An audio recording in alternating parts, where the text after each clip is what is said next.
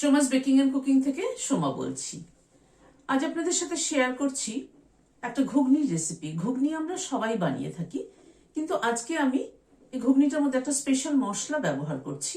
চলুন তাহলে দেখে নিই কি কি মশলা ব্যবহার করলাম এবং কিভাবে করলাম। এখানে 200 গ্রাম মটর ভালো করে ধুয়ে সারা রাত্রি ভিজিয়ে রেখেছিলাম। প্রেসার কুকারে জলটা গরম হয়েছে, মটরটা দিয়ে দিচ্ছি। হাফ চামচ নুন দিয়ে দিলাম। প্রেসার কুকারটা আটকে দিচ্ছি। 3টে সিটি দিয়ে বন্ধ করে দেব। স্টিমটা রিলিজ হওয়া অবধি অপেক্ষা করব। 3টে সিটি দেওয়ার পরে স্টিমটা পুরো রিলিজ হয়েছে। খুলে দেখে নিই মটরটা কিরকম সেদ্ধ হলো।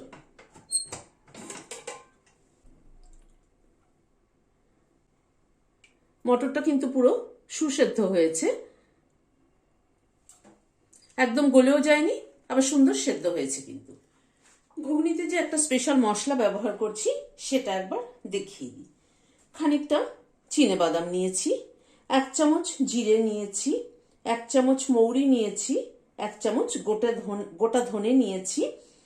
এখানে 2টো দারচিনির টুকরো, 2টো এলাচ, 3টে লবঙ্গ আর একটা বড় এলাচের দানা। এগুলোকে রোস্ট করে তারপরে গুঁড়ো করে নেব। গ্যাসে একটা তাওয়া বসিয়েছি। তাওয়াটাকে প্রথমে গরম করে নিয়েছি। প্রথমে চিনেবাদামটা দিয়ে দিচ্ছি।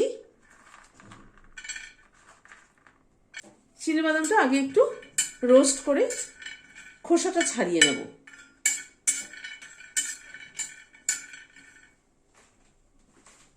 বাদামটাকে রোস্ট করে আগে তুলে নিলাম। এবার একে একে সব মশলাগুলোকে দিয়ে দিচ্ছি।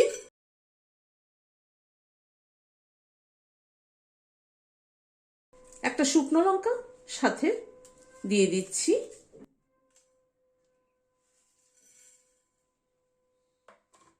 গ্যাসের ফ্লেমটাকে একদম লো করে, তাওয়াটা কিন্তু গরম আছে, গ্যাসের ফ্লেমটাকে একদম লো করে হালকা করে রোস্ট করে নেব। বেশি রোস্ট করলে কিন্তু ফ্লেভারটা চলে যাবে। সবসময় ভাজা মশলা করতে হয় হালকা রোস্ট করে, গ্যাসের ফ্লেমটাকে কমিয়ে তাওয়াটাকে আগে গরম করে নিয়ে এই কতগুলো জিনিস ঠিকঠাক মতো করলে পরে কিন্তু মশলার ফ্লেভারটা বজায় থাকে। মশলাটা মিনিট খানেক নাড়াচাড়া করলাম, কেননা যেহেতু তাওয়াটা গরম ছিল এর বেশি আর দরকার হয় না। এবার মশলাটাকে নামিয়ে নিচ্ছি একটা প্লেটে।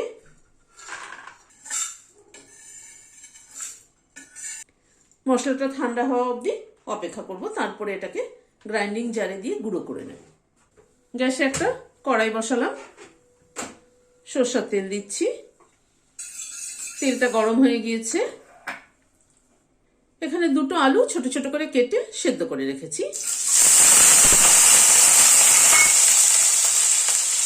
আলুটাকে আগে ভেজে একটু তুলে নেব, কেননা যেহেতু আমি আলুটা সেদ্ধ করে রেখেছি, যদিও হালকা একটু বয়েল করেছি, সেই জন্য আলুটা যদি মশলার সাথে কষানো হয় তাহলে কিন্তু গলে যাবে।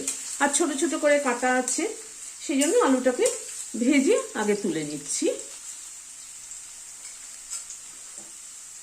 অল্প একটু নুন দিয়ে দিলাম।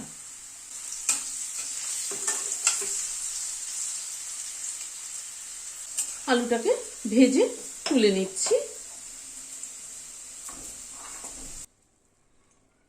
আলুটাকে ভেজে তুলে নেওয়ার পরে ওই তেলে একটু সাদা জিরে ফোড়নে দিলাম আর 2টো তেজপাতা দিলাম।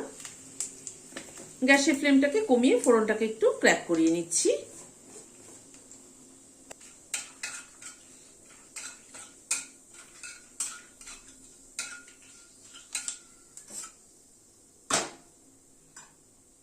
এখানে একটা পেঁয়াজ কুচিয়ে নিয়েছি, সেটা দিয়ে দিলাম।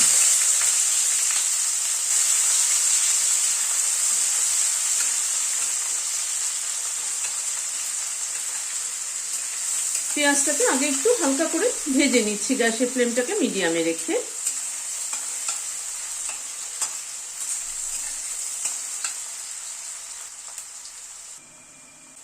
পেঁয়াজটাকে এই 1-2 মিনিট একটু নাড়াচাড়া করে নিলাম।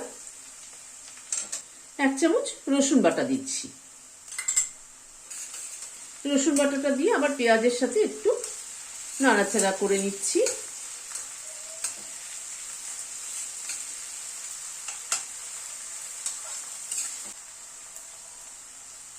এখানে দুটো পেঁয়াজ পেস্ট করে নিয়েছি, সেটা দিয়ে দিলাম।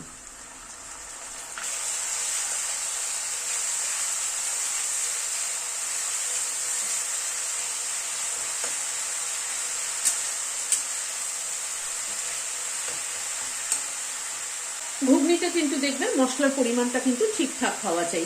খুব মানে মশলার পরিমাণ যদি কম হয়, পাতলা হয়, খুব একটা মানে টেস্ট হয় না কিন্তু। তাহলে মশলার পরিমাণটা সঠিক পরিমাণ হওয়া চাই। পেঁয়াজ বাটাটা দিয়ে আবার একটু নাড়াচাড়া করে নিলাম। 1 চামচ আদা বাটা দিলাম। এখানে 4-5টা কাঁচা লঙ্কা বেটে নিয়েছি, সেটা দিয়ে দিলাম।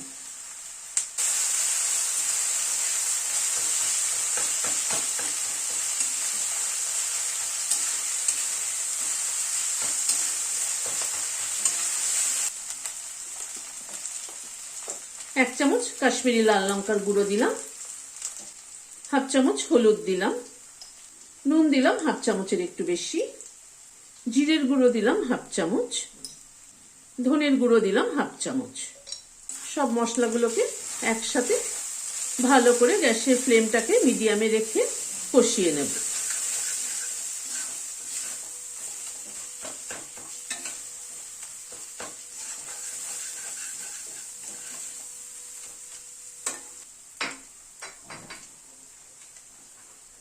এখানে টমেটো পেস্ট করে রেখেছি, 2টো টমেটো, সেটা দিয়ে দিলাম।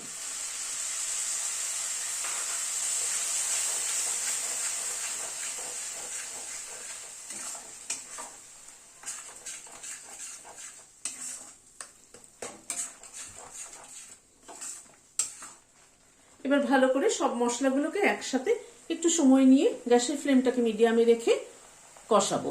যত ভালো মশলা কষানো হবে তত কিন্তু টেস্ট হবে। গ্যাসের ফ্লেমটাকে মিডিয়ামে রেখে 3-4 মিনিট সময় ধরে মশলাটাকে কষিয়ে নিলাম। এবার মটরটাকে এর মধ্যে দিয়ে দিচ্ছি। মটরটা দিয়ে আবার একটু কষাবো।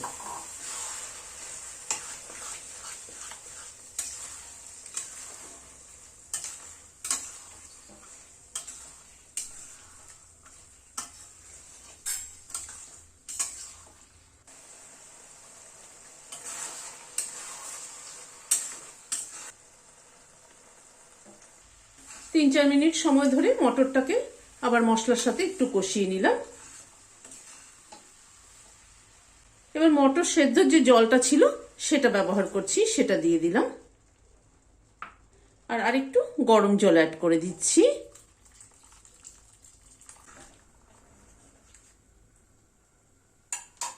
আলুগুলো যেটা ভেজে রেখেছিলাম সেটা দিয়ে দিলাম। 1 চামচ চিনি দিয়ে দিচ্ছি। নুন মিষ্টিটা নিজেদের পছন্দ অনুযায়ী ব্যবহার করবেন।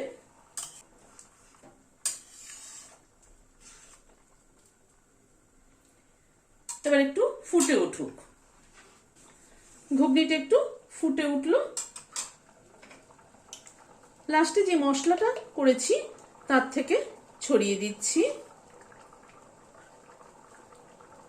2 চামচ 3 চামচ মশলা ছড়িয়ে দিলাম। আর খানিকটা ফ্রেশ ধনেপাতা কুচি ছড়িয়ে দিলাম।